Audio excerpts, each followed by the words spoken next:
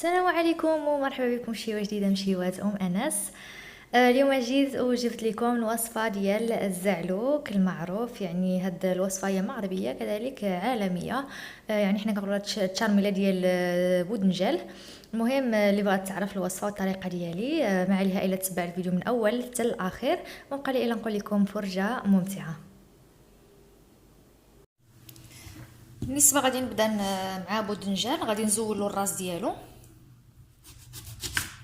تشوفوا معايا هيدا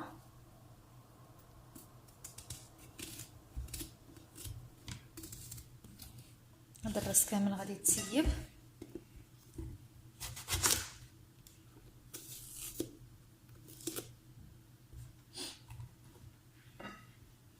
اللي بغات تقشر بودنجال تقشرو، انا نقول لكم الطريقه ديالي كيف كنعملو دابا. غادي نشبر بودنجال وغادي نبدا نقشر كما كتشوفوا معايا. هيدا يعني مطع، غادي نزول له قشره مطعله باش ما يجينيش فيه عاوتاني بزاف د القشره. نتوما اللي ما كتعجبش القشره نهائيا تقشروا كامل. انا غادي نعملو هاد الطريقه هي كيف ما كتشوفوا معايا، يعني شويه غنقشرو شويه غنخليه هكذا.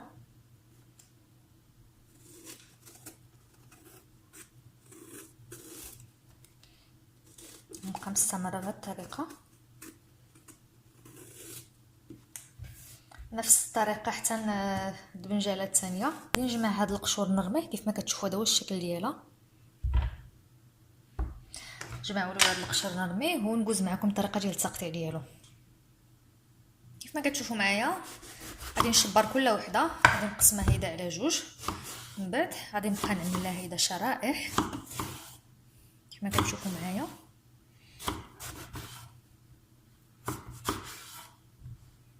غنوري لكم دابا كيف عامل، كيف كيبان هكذا. وغادي نقطعو باش نوصل لكم الفكره، حيت طول بزاف غادي نقطعو هيدا على جوج كيف ما كتشوفوا معايا هيدا باش يجيني مربعات صغارين.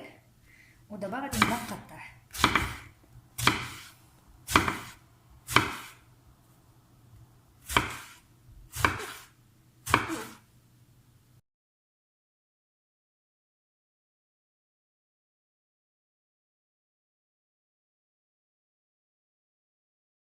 صافي غنبقى مستمرة بهاد الطريقه، هي نفس الدبنجاله غنعملها ديك الطريقه، ندوز معكم الطريقه ديال تقطيع الطماطم. صافي كيف ما كتشوفوا معايا هذا هو التفصيل ديالي. كيف ما كتشوفوا جوج خرجت لي الخير والبركه، يعني كبارين بزاف. غادي نعمل معاهم 5 ديال المطيشات الصغار. نتوما الا بغيتو تزيدوا مطيشه زيدوها. المهم دابا غادي ندوز معكم الطريقه ديال الطهو ديالو. اول حاجه غادي نعملها هي الزيت، وغادي نشعل البوطه. مطيشه انا غادي نعملها بالقشور ديالها كيف ما كتشوفوا. غادي نقطعها هيدا مربعات صغار. اللي بغات تزولها القشره انا كنفضل نعملها بالقشره احسن، اللي بغات تعملها بالقشره تعملها، اللي ما كتعجبهاش القشره ديالها تحيدها. ولكن انا الزعلوك كيعجبني هيدا بالقشره ديالو. صافي غنبقى نقطع هيدا شرائح صغار، ماشي شرائح سمعوا لي قطع يعني صغيره مربعه ولا عشوائيه، يعني قطعوا السلام هكذا كيف ما كتشوفوا. المهم يكون صغير، مقطع صغير.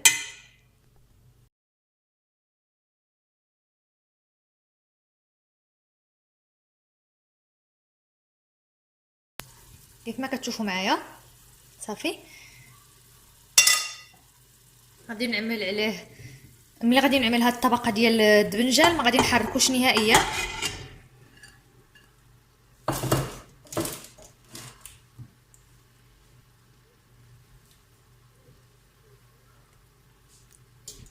غادي نعمل غير الملحه والتوابل، غادي نعملهم من بعد، حيتاش اذا عملت لي بزار والتوابل غادي يلصق لي كلشي، غادي يلصق لي القاع. صافي غادي نعمل كيف ما كتشوفوا الملح على حسب الذوق.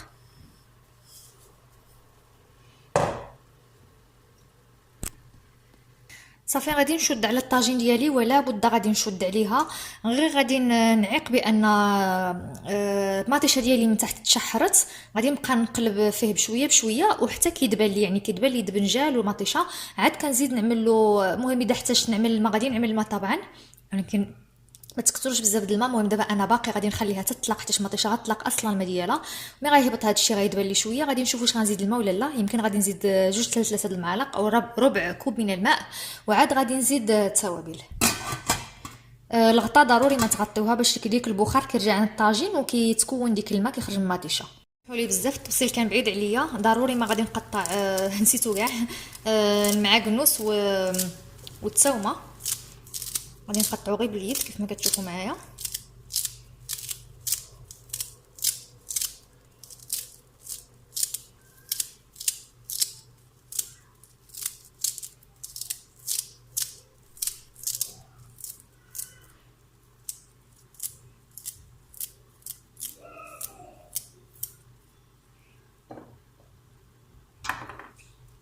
صافي هيدا، وغادي نجيب ديك 2 فصوص ديال الثوم. اللي ما عندها شي فصوص ديال الثوم كيف ما قلت لكم تقدر تستعمل ثوم بودره، يعني على حسب المتوفر. لكن الثوم كيف ما كان الشكل ديالها يعني ضروريه في هذه الوصفه، يعني سواء كانت طريه او بودره.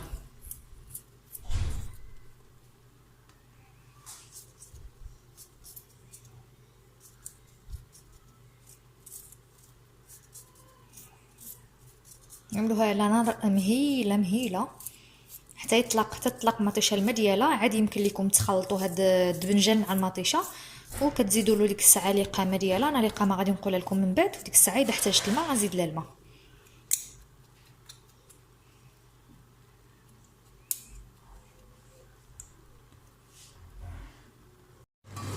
كيف ما كتشوفوا معايا، من بعد ما هبطات لي المطيشه دبالت كذلك هذا يلا بدا كيدبل. كيف ما كتشوفوا كتطلق المراق ديالها بوحديتها. شوفوا معايا، ضروري جدا لازم تكون النار مهيله، حيتاش اذا زدتوا لها بزاف غادي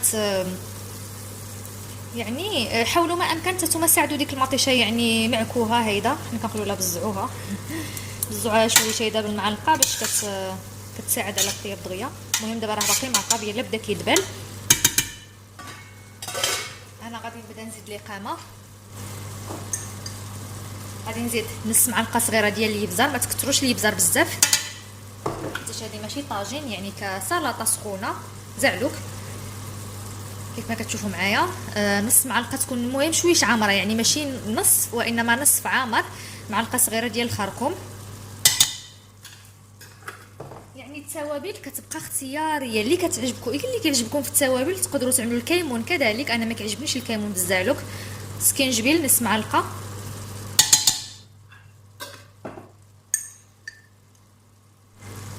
كذلك فلفله حمراء حلوه معلقه صغيره عامره،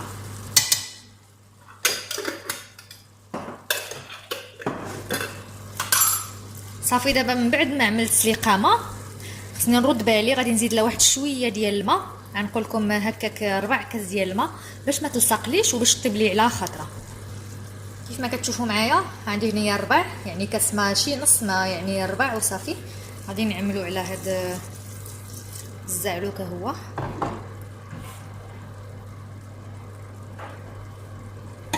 وغادي نخلطو.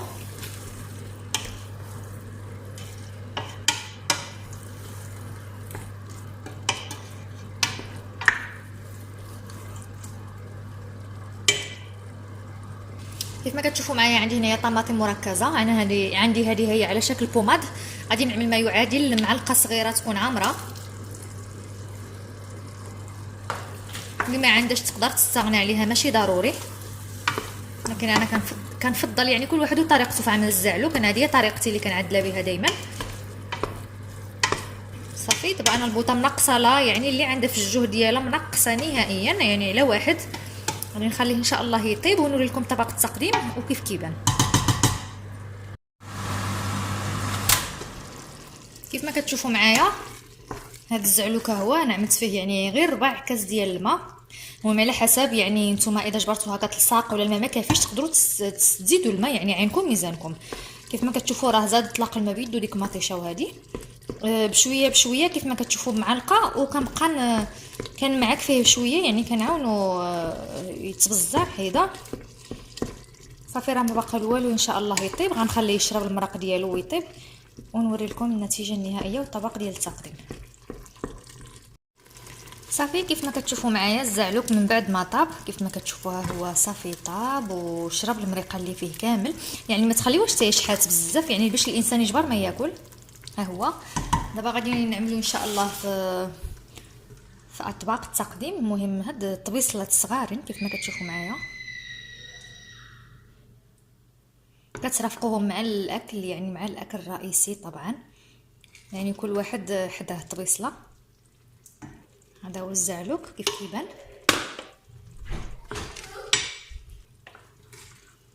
هذه الطبيصله الثانيه، غير جربوه ما غتندموش، كيجي لذيذ لذيذ لذيذ بزاف. كنظن الناس كاملين كيعملوا هذه الطريقه هي، حيت الطريقه التقليديه ديال الزعلوك اي واحد كيعرفها، يعني ما غيكونوش اختلافات كثيره. اذا كان شي اختلاف غيكون اختلاف غير في التوابل. صافي وكيف ما كتشوفوا معايا هذا هو طبق التقديم النهائي ديال الزعلوك. انا خليت فيه شويه ديال المريقه، يعني ما خليتوش يشحت بزاف. هيدا كيعجبني يعني، وهيدا كيعجبهم حتى ولادي.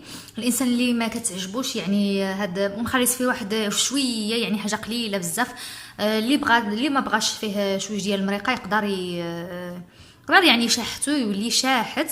المهم اللي عجبته الوصفه ديالي ما وهي الوصفه ديال الزعلوك كيف ما كتشوفوا معايا، يعني خلي الفيديو لايك، حاولوا توصلوا لاكبر عدد من اللايكات. الناس اللي باقي مشتركينش في القناه ديالي يشتركوا في القناه ويضغطوا على زر الاشتراك وهو صابوني او سبسكرايب باللغه الانجليزيه. كذلك تفعيل الجرس، يعني الضغط على الجرس والتفعيل ديالو جد ضروري باش تقدروا توصلوا بكل جديد ديالي اوتوماتيكمون وبكل فيديو كنحطو جديد.